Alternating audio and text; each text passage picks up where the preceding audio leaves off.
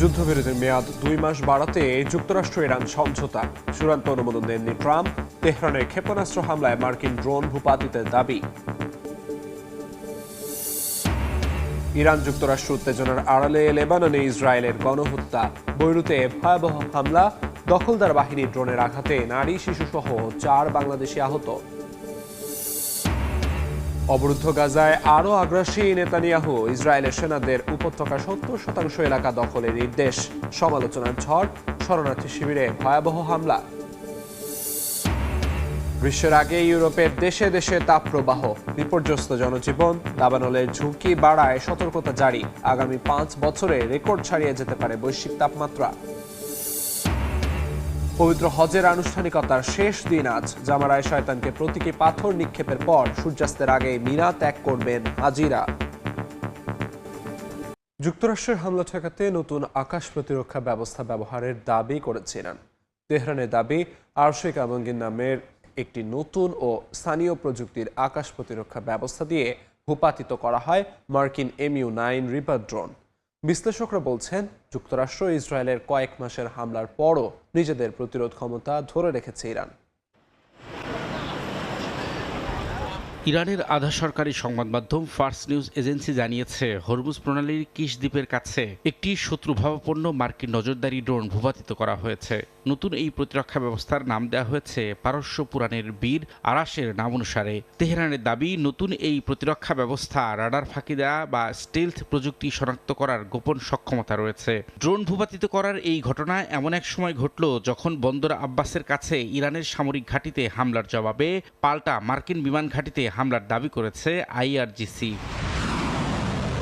ইরানের এমন সামরিক অগ্রগতির দাবিকে সতর্কতার সাথে দেখছেন আন্তর্জাতিক বিশ্লেষকরা। তারা বলছেন, নতুন এই ব্যবস্থার স্বাধীন সত্যতা নিশ্চিত করা না গেলেও এটি ইরানের যুদ্ধের কৌশলগত পরিবর্তনের সাথে মিলে যায়। ইউক্রেনের মতো ইরানও যুদ্ধের অর্থনীতি বদলে দিচ্ছে। তারা বিশাল রাডার ঘাঁটির উপর নির্ভর না করে সস্তা, সহজে স্থানান্তরযোগ্য এবং নিজস্ব প্রযুক্তিতে তৈরি মোবাইল ডিফেন্স বা ভ্রাম্যমাণ ক্ষেপণাস্ত্র প্রতিরক্ষা ব্যবস্থায় বিনিয়োগ করছে, যা অত্যন্ত ব্যয়বহুল মার্কিন ড্রোন বা যুদ্ধবিমানকে সহজেই ঝুঁকিতে ফেলতে পারে।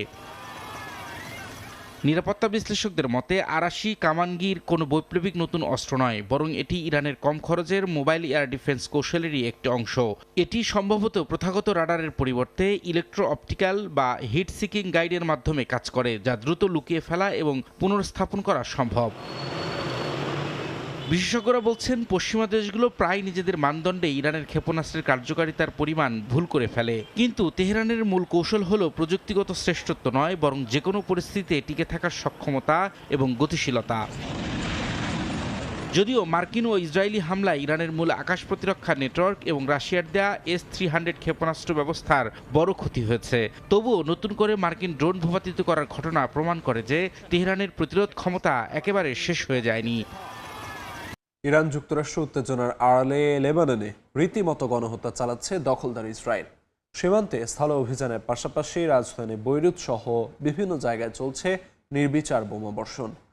অন্যদিকে লেবাননের সশস্ত্র গোষ্ঠী হিজবুল্লাহর ড্রোন শক্তির মুখে দিশেহারা হয়ে পড়েছে ইসরায়েলি বাহিনী। হিজবুল্লাহর একের পর এক ড্রোনের আঘাতে হতাহত হচ্ছেন ইসরায়েলি সেনারাও। যুদ্ধবিরতি ঘোষণার পরও লেবানন সীমান্তে থামেনি ইসরায়েলের আগ্রাসন। বৃহস্পতিবার বৈরুতের দক্ষিণ শহরতলি এলাকায় বিমান হামলা চালায় দখলদার বাহিনী। কয়েক সপ্তাহের মধ্যে বৈরুতের কাছে এটি প্রথম হামলা। ইসরায়েলের দাবি, ইরান ও হিজবুল্লাহপন্থী মিলিশিয়া জোট ইমাম হোসেন ডিভিশনের ক্ষেপণাস্ত্র শাখার প্রধান আলী আল হুসাইনিকে লক্ষ্য করে হামলা চালিয়েছে তারা। তবে এ বিষয়ে হিজবুল্লাহ বা ইরানের পক্ষ থেকে এখনও কোনো মন্তব্য পাওয়া যায়নি। হামলার পাশাপাশি লেবাননের দক্ষিণাঞ্চলে চলছে উচ্ছেদ অভিযান। নতুন করে বেশ কয়েকটি এলাকার বাসিন্দাদের সরে যাওয়ার নির্দেশ দিয়েছে নেতানিয়াহু বাহিনী। এতে বাড়ছে গৃহহারা মানুষের সংখ্যা। বিনা কারণে বেসামরিক নাগরিকদের ওপর ইসরায়েলি হামলার তীব্র নিন্দা জানিয়েছে জাতিসংঘ। এদিকে হিজবুল্লাহ ড্রোন সক্ষমতার কাছে রীতিমতো কোণঠাসা হয়ে পড়েছে ইসরায়েলের সামরিক বাহিনী। একের পর এক সশস্ত্র ড্রোনের আঘাত ঠেকাতে ব্যর্থ হচ্ছে তেল আবিবের প্রতিরক্ষা ব্যবস্থা। লেবাননের দক্ষিণাঞ্চল ও উত্তর ইসরায়েলে হিজবুল্লাহ ড্রোনের আঘাতে নিয়মিত প্রাণ হারাচ্ছেন ইসরায়েলি সেনারা। সবশেষ আরও এক সেনার মৃত্যুর খবর নিশ্চিত করেছে তেল আবিব। সামরিক বিশ্লেষকদের মতে, এই ড্রোন হামলা থামাতে না পেরে মরিয়া হয়ে নির্বিচারে ও অতিরিক্ত শক্তি প্রয়োগ করছে ইসরায়েল। লেবাননের দক্ষিণাঞ্চলে ইসরায়েলি ড্রোন হামলায় 2 শিশুসহ 4 বাংলাদেশি গুরুতর আহত হয়েছেন।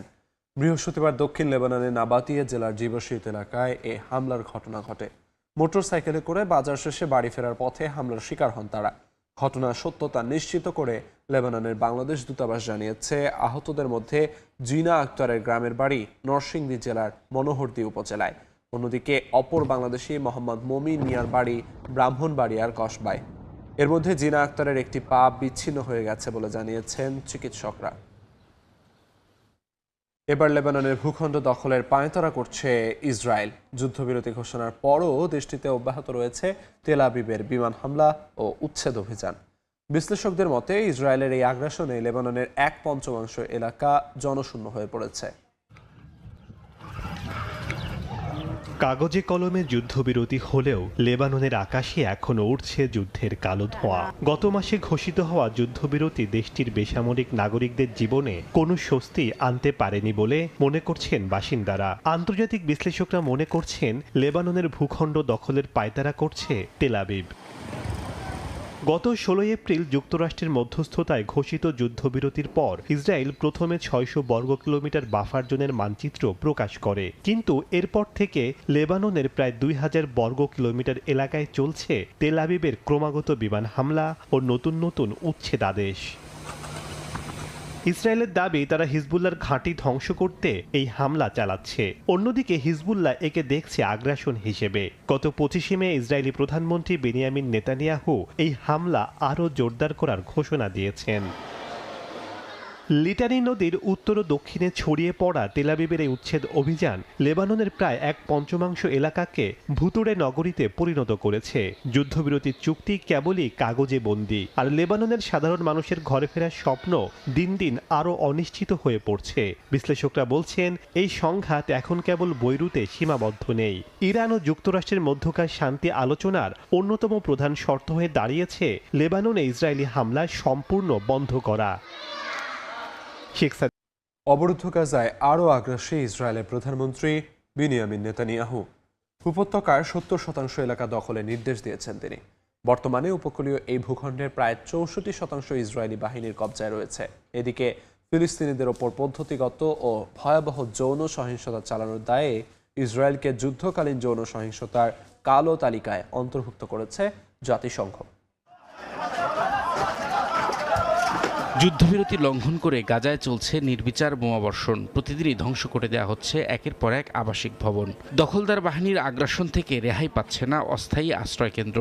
শুক্রবার রাতেও গাজা সিটির একটি শরণার্থী শিবিরে ভয়াবহ হামলা চালায় ইসরায়েলি বাহিনী। মুহূর্তেই ধ্বংস হয়ে যায় সবকিছু। ভবনের নিচে আটকা পড়েন বহু ফিলিস্তিনি। অবরুদ্ধ উপত্যকার বড় অংশ ধ্বংসস্তূপে পরিণত করার পরও আগ্রাসনের মাত্রা আরও বাড়ানোর ঘোষণা দিয়েছেন ইসরায়েলি প্রধানমন্ত্রী বেনিয়ামিন নেতানিয়াহু। অধিকৃত পশ্চিম তীরের একটি অবৈধ ইসরায়েলি বসতিতে আয়োজিত কনফারেন্সে তিনি জানান, গাজার নিয়ন্ত্রণ ধাপে ধাপে 70% উন্নতি করার জন্য সামরিক বাহিনীকে নির্দেশ দিয়েছেন তিনি। আমরা বর্তমানে হামাসকে 4 দিক থেকে চেপে ধরছি। এখন গাজা উপত্যকার 60% এলাকা নিয়ন্ত্রণ করছি। প্রথমে 50% ছিলাম, এরপর 60% এসেছি। আমার নির্দেশ হলো সামনে এগিয়ে যাওয়া। প্রথমত 70%, এটা দিয়ে শুরু করা যাক। আমরা সব দিক থেকে তাদের উপর চাপ সৃষ্টি করছি। এদিকে গাজায় ইসরায়েলি বাহিনীর চালানো ভয়াবহ অপরাধের বিরুদ্ধে কঠোর অবস্থান নিচ্ছে জাতিসংঘ। ফিলিস্তিনি নারী, পুরুষ ও শিশুদের উপর পদ্ধতিগত এবং ব্যাপক আকারে যৌন সহিংসতা চালানোর অভিযোগে ইসরায়েলকে কালো তালিকাভুক্ত করেছে সংস্থাটি।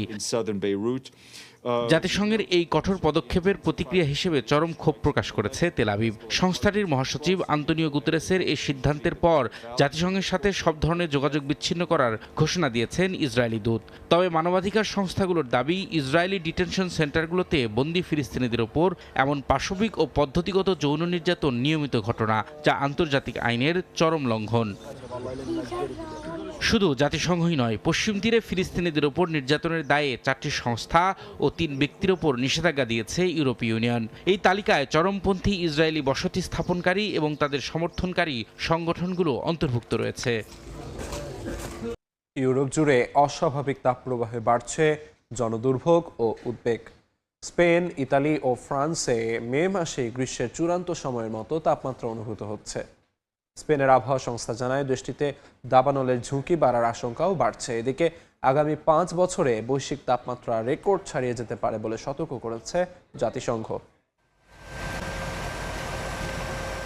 বৃহস্পতিবার স্পেনের আবহাওয়া সংস্থা এমিড জানায় দেশটিতে এমন তাপমাত্রা দেখা যাচ্ছে যা সাধারণত জুলাই আগস্ট মাসে অনুভূত হয়। কিছু এলাকায় তাপমাত্রা 37 ডিগ্রি সেলসিয়াস পর্যন্ত উঠেছে এবং অস্বাভাবিক গরম অনুভূতি হচ্ছে রাতেও। সংস্থাটি জানায় পরিস্থিতিকে আনুষ্ঠানিকভাবে তাপপ্রবাহ বলা না হলেও বাস্তবে তা গ্রীষ্মের চূড়ান্ত সময়ের মতো। একই সঙ্গে স্পেনের দাবানলের ঝুঁকি বাড়ারও আশঙ্কা করছে সংস্থাটি।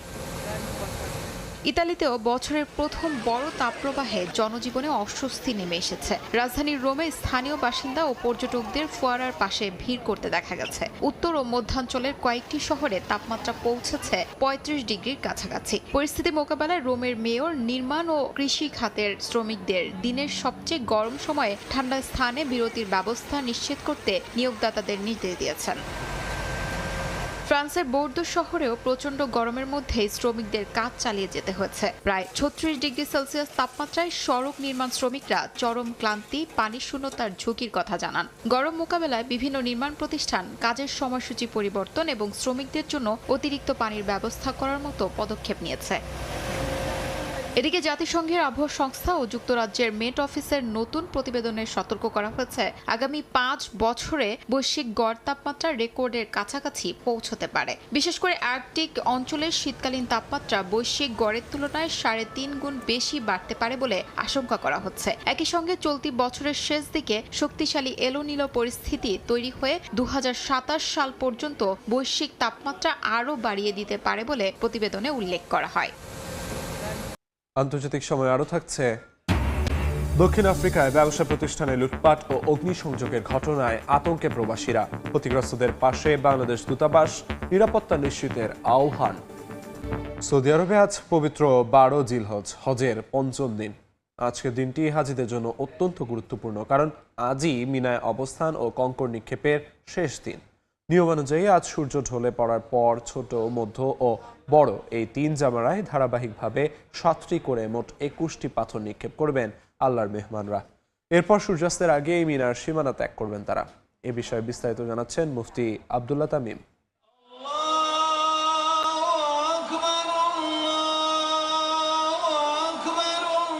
11 জিলহজের মতো আজ 12 জিলহজও মিনায় হাজিদের প্রধান কাজ শয়তানকে পাথর নিক্ষেপ করা। দুপুরের পর থেকে শুরু করে সূর্যাস্তের পূর্ব পর্যন্ত সময়ের মধ্যে ছোট, মধ্যম ও বড় এই 3 শয়তানকে লক্ষ্য করে পাথর ছুঁড়ে মারেন আল্লাহর মেহমানরা। আল্লাহর বরত্ব ও তাকবীর ধ্বনিতে আজ শেষবারের মতো মুখরিত হয়ে ওঠে পুরো জামারা প্রাঙ্গণ। বিধান অনুযায়ী আজ পাথর নিক্ষেপ শেষ করে সূর্যাস্তের আগেই হাজিদের মিনার সীমানা ত্যাগ করতে হয়। ঐতিহাসিক এই তাবুর শহরে দীর্ঘ 5 দিন গভীর ইবাদত, বন্দিগি, জিকির আজকার আর গুনাহ মাপের আকুল মুনাজাত শেষে বিদায়ের এক আবেগঘন পরিবেশ তৈরি হয় মিনার প্রতিটি কোণে। রাসূলুল্লাহ সাল্লাল্লাহু আলাইহি ওয়াসাল্লাম হজের এই দিনগুলোর গুরুত্ব সম্পর্কে উম্মাহকে সচেতন করেছেন। এই দিনগুলোতে বাইতুল্লাহর চারপাশে প্রতিটি আমলই মূলত আল্লাহর জিকির ও তার একাত্মবাদকে পৃথিবীর বুকে প্রতিষ্ঠা করার একটি জীবন্ত স্মারক। আর সেই আলোকেই নিজেদের জীবনকে নতুন করে সাজানোর দীক্ষা নেন বিশ্ব মুসলিম। শয়তানের সব কুপ্ররোচনাকে পায়ে ঠেলে আত্মশুদ্ধির এক মহাসাগর বুকে নিয়ে দলে দলে হাজিরা এবার মিনা থেকে ফিরতে শুরু করেছেন মক্কার পবিত্র চত্বরে। আল্লাহর জিকিরে সিক্ত হৃদয় আর কবুল হজের আশা নিয়ে সম্পন্ন হচ্ছে 12 জিলহজের এই পুণ্যময় আমল। মিনা ত্যাগের পর হাজিদের পরবর্তী ও শেষ কাজ হলো পবিত্র কাবা শরীফে গিয়ে তাওয়াফে বিদা বা বিদায়ী তাওয়াফ সম্পন্ন করা, যার মাধ্যমে শেষ হবে হজের আনুষ্ঠানিকতা। আজ 12 জিলহজ, হজের আনুষ্ঠানিকতার একদম শেষ দিন। আজ হজ যাত্রীরা ছোট জামারা, মাঝারি জামারা এবং বড় জামারায় পাথর নিক্ষেপ করে হজের আনুষ্ঠানিকতা শেষ করবেন। বাংলাদেশি হজ যাত্রীরা আগামী 30 মে তাদের ফ্লাইট শুরু হবে এবং বিদায়ী তাওয়াফের মাধ্যমে হজ সম্পন্ন করে তারা নিজ নিজ গন্তব্যে এবং নিজ নিজ দেশে ফিরে যাওয়া শুরু করবেন।